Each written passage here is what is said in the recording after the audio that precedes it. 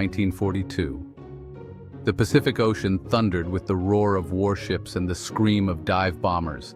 The Battle of Midway, a pivotal clash that would alter the course of World War II forever, was about to begin. This was the moment that changed everything. Before we dive into this epic battle, don't forget to hit that subscribe button and give this video a thumbs up to stay updated on more stories that shaped our world. The year is 1942. The world is at war, and the Japanese Empire is at the height of its power. After Pearl Harbor, Japan continued its unstoppable march across the Pacific, seizing islands and key territories. Next on their list, a small but strategically crucial atoll called Midway. To Japan, capturing Midway would secure dominance over the Pacific and pave the way for further attacks on the U.S. mainland. For America, defending it was the last chance to stop Japan's advance. The stakes couldn't have been higher, but the U.S. had a secret weapon intelligence. By cracking Japan's naval codes, American cryptanalysts discovered the Japanese plans for an attack on Midway. Admiral Chester Nimitz, commander of the Pacific Fleet, now had vital knowledge that would give the U.S. Navy a fighting chance. Admiral Isoroku Yamamoto, mastermind of the Pearl Harbor attack, led a massive Japanese strike force toward Midway, believing he would catch the U.S. off guard. He had 4 of Japan's best aircraft carriers at his disposal, the same ones that had attacked Pearl Harbor: Akagi, Kaga, Soryu, and Hiryu. Their mission? Destroy the remnants of the U.S. fleet. But Nimitz wasn't going to be surprised. He positioned his carriers, USS Enterprise, USS Hornet, and the newly repaired USS Yorktown, northeast of Midway, waiting in ambush. On June 4, 1942, the two navies collided in one of the most decisive battles in history. At 4:30 a.m. on June 4th, Japanese bombers began their assault on Midway Island. Explosions rocked the island, but the U.S. defenders held firm. Meanwhile, American scout planes spotted the Japanese fleet, and Nimitz gave the order to strike. The first wave of American attacks, led by torpedo bombers, was disastrous. Most were shot down before they could even get close to their targets. For a moment, it seemed like all hope was lost. But then, everything changed. At 10:22 a.m., American dive bombers, having finally located the Japanese carriers, struck with deadly precision. In a matter of minutes, 3 of Japan's carriers, Akagi, Kaga, and Soryu, were engulfed in flames.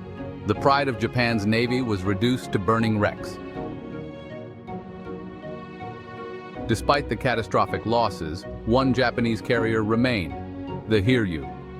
In a desperate attempt to salvage the battle, the Hiryu launched an attack on the USS Yorktown. The Yorktown was badly damaged, but not sunk. Hours later, American dive bombers returned the favor, locating the Hiryu and delivering a fatal blow. The last Japanese carrier was now sinking. In the span of one day, the Japanese fleet was shattered, and their dominance in the Pacific was over. The battle ended on June 7, 1942. 4 Japanese carriers and over 300 planes were lost.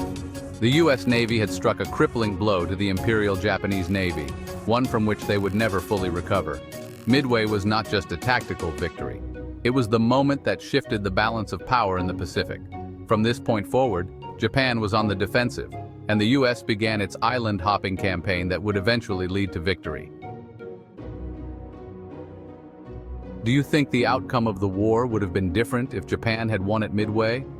Would the United States have been able to recover? Let me know your thoughts in the comments. The victory at Midway was not just a triumph of strategy, it was a triumph of bravery. Men like Lieutenant Commander John Waldron led their squadrons into battle, knowing they might not return.